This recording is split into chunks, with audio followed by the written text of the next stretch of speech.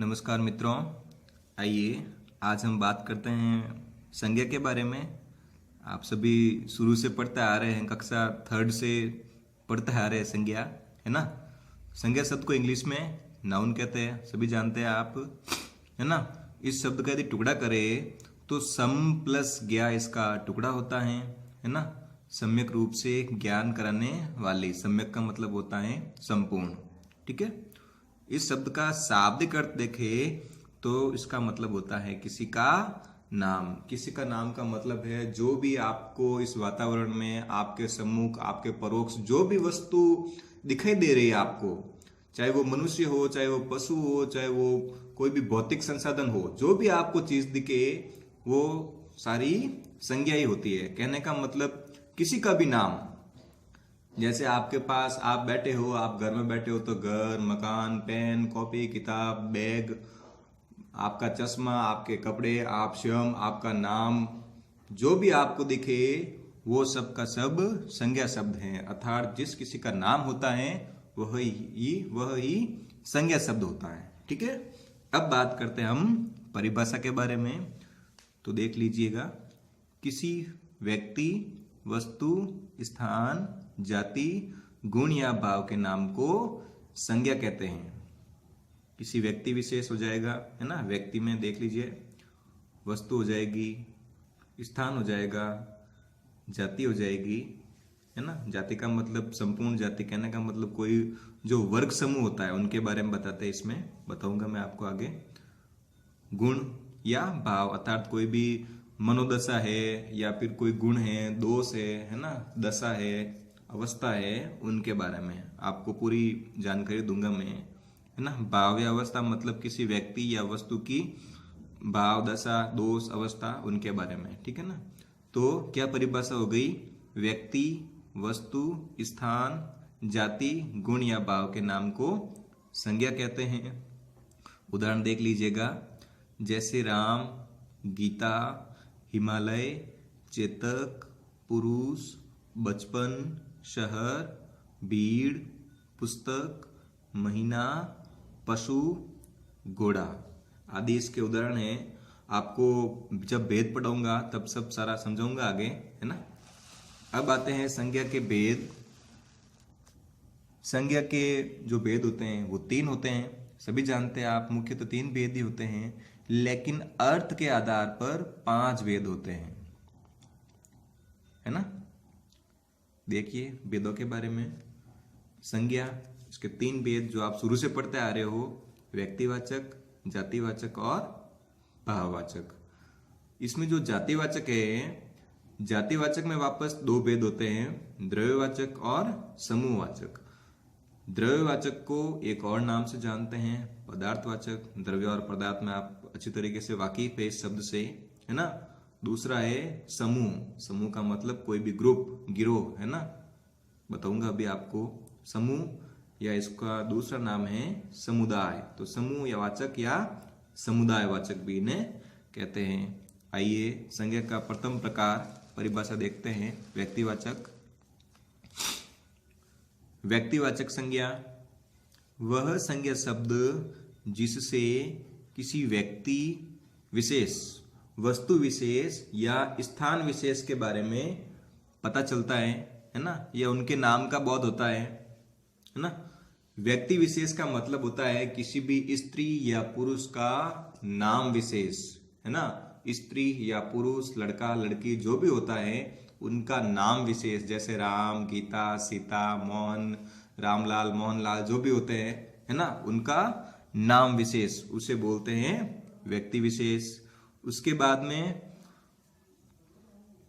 देख लीजिए, राम, मोहन, राधा, है ना। उसके बाद में जैसे गंगा। गंगा क्या है? गंगा एक नदी का नाम है। यहाँ पर गंगा की जगह यदि नदी लिखा हुआ होता तो वह संपूर्ण जाति का बोध कराती है, नदी शब्द, तो वो जातिवाचक में आ जाता। लेकिन यहाँ पे नदी विशेष के बारे में बता रहा है तो यहाँ पे गंगा लिखा हुआ है, गंगा एक नदी विशेष है, तो यह व्यक्तिवाचक में आ जाएगा। जैसे हिमालय। हिमालय क्या है? एक पर्वत है ना। तो यहाँ पे पर्वत लिखा हुआ होता तो मतलब पर्वत लिखा हुआ होता तो जातिवाचक में आ जाता, है ना। हिमालय लिखा हुआ है तो जाति ना होकर ये सिर्फ एक व्यक्ति विशेष का मतलब बहुत करा रहा है। जयपुर, जयपुर वैसे तो एक राजधानी है, इसने ना स्थानवाचक है ये, है ना। यहां पर यदि जयपुर की जगह राजधानी लिखा हुआ होता तो राजधानी शब्द जातिवाचक में आता, लेकिन यहाँ पे जयपुर अर्थात राजधानी विशेष लिखा हुआ है ना, राजधानी का नाम लिखा हुआ है तो व्यक्तिवाचक में आ गया। सोमवार, वार की जगह सोमवार आ गया तो व्यक्तिवाचक में। सोमवार की जगह पे यदि सिर्फ वार लिखा हुआ आ जाता है तो वार शब्द आ जाएगा जातिवाचक में, क्योंकि वार शब्द से पता नहीं चलता कि कौन सा वार या किस वार के बारे में बात कर रहे हैं। जनवरी, जनवरी महीना, है ना, यदि यहाँ पे महीना लिखा हुआ होता तो जातिवाचक में आ जाता, जनवरी लिखा हुआ है तो व्यक्तिवाचक में आ जाएगा। दीपावली त्योहार का नाम है, त्योहार लिखा हुआ होता तो जातिवाचक में, वरना दीपावली लिखा हुआ है त्योहार विशेष के बारे में, है ना, व्यक्तिवाचक में आ जाएगा। रामायण पवित्र ग्रंथ है ना, सिर्फ ग्रंथ लिखा हुआ आता है तो वह जातिवाचक में, यहाँ पे है ना ग्रंथ या फिर किताब, यहाँ पे रामायण लिखा हुआ है तो इसमें आ गया व्यक्तिवाचक में, है ना। वस्तु विशेष के बारे में बहुत करा रहा है। उसके बाद में चेतक, चेतक घोड़ा, है ना, महाराणा प्रताप का घोड़ा, घोड़ा लिखा हुआ होता तो जाति विशेष में आ जाता, लेकिन यहाँ पे घोड़े का नाम विशेष लिखा हुआ चेतक तो व्यक्तिवाचक में आ जाता है ना, ध्यान रखना। उसके बाद में नंबर 2 टाइप, प्रकार नंबर 2 इसका दूसरा है जातिवाचक संज्ञा। वे संज्ञा शब्द जो किसी व्यक्ति, वस्तु, स्थान की संपूर्ण जाति का बोध कराए। उसमें सिर्फ आपने व्यक्तिवाचक पढ़ा, उसमें सिर्फ व्यक्ति, वस्तु या स्थान के विशेष के बारे में, अर्थात व्यक्ति विशेष, वस्तु विशेष और स्थान विशेष के बारे में आपने व्यक्तिवाचक संज्ञा में पढ़ा। इसमें व्यक्ति, वस्तु और स्थान की संपूर्ण जाति का बोध कराए उसे जातिवाचक संज्ञा कहते हैं। देख लीजिए इसमें उदाहरण, जैसे छात्र। अब छात्र शब्द में ऐसे पता नहीं चलता है कि मैं किस छात्र के बारे में बात कर रहा हूं, अर्थात मैं यदि नाम लेके छात्र को पुकारूं तो ही, मतलब जैसे मोहन है, सोहन है, जो भी है छात्र, उसका नाम लेके पुकारूं तो व्यक्तिवाचक में आ जाएगा, वरना छात्र कहूं तो वो संपूर्ण जाति का बहुत करा रहा है ये शब्द छात्र, है ना, तो जातिवाचक में आ जाएगा। पुरुष, स्त्री, लड़का, घोड़ा, है ना, घोड़ा शब्द जातिवाचक है। पशु शब्द भी जातिवाचक है, ध्यान रखना। यूं नहीं आप पशु को जातिवाचक मान लो और घोड़ा आ जाए तो व्यक्तिवाचक में चले जाओ। ये घोड़ा भी जातिवाचक में है, लेकिन घोड़े विशेष का नाम आ जाए तो आप इसे व्यक्तिवाचक में लिख सकते हो, जैसा कि मैंने चेतक का लिखा था व्यक्तिवाचक में, ध्यान रखना। नदी, है ना, नदी जातिवाचक संपूर्ण जाति का बहुत करा है, नदी और जाति का, है ना। पर्वत, उसके बाद में शहर, दिन, महीना, त्योहार, पुस्तक, आगे बात समझ में, ये सारे शब्द जातिवाचक के अंतर्गत आते हैं। अब जातिवाचक के वापस 2 भेद होते हैं, है ना।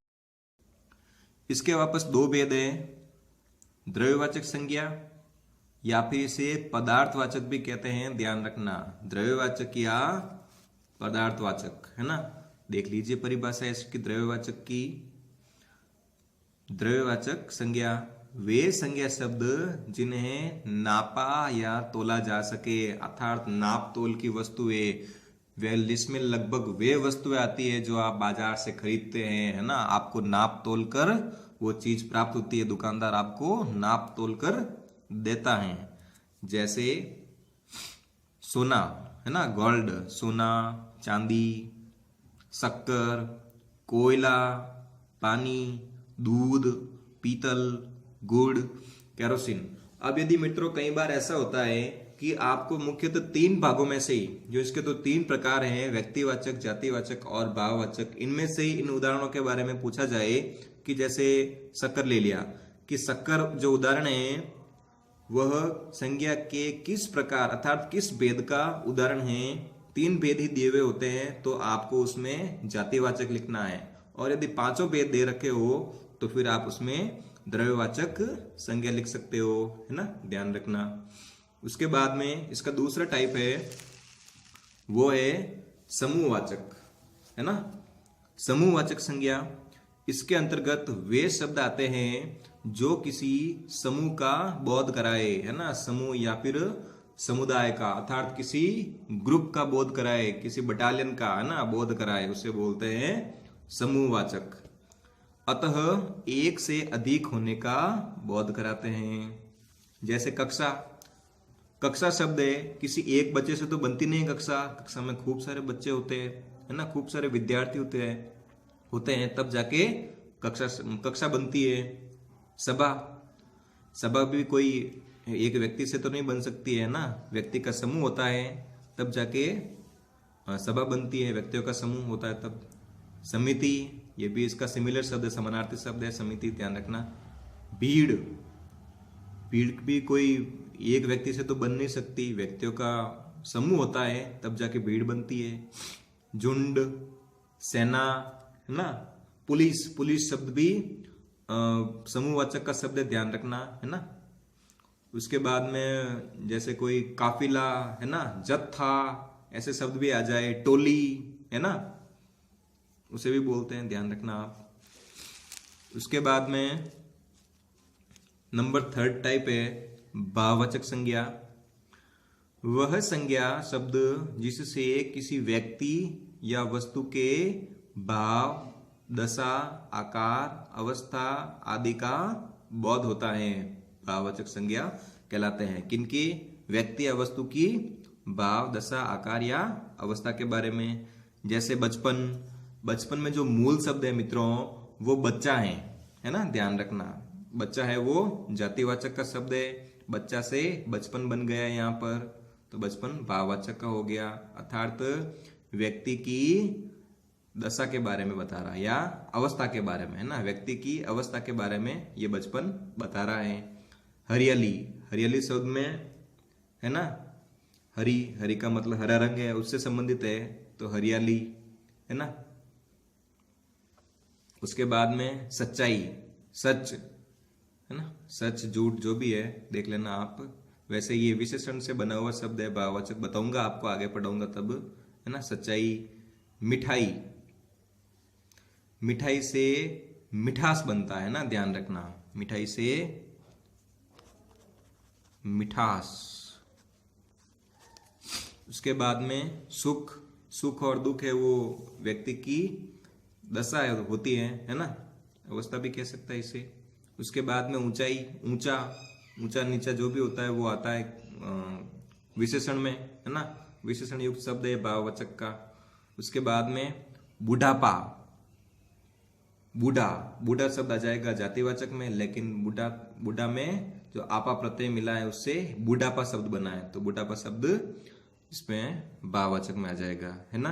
ओके, प्रश्न उत्तर देख लीजिए। सवाल नंबर 1, निम्न वाक्यों में से संज्ञा शब्द छांटिए।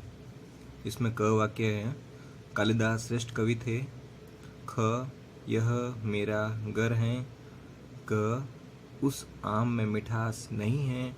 ग, राष्ट्रपिता महात्मा गांधी को कहा जाता है। उसके बाद सवाल नंबर 2,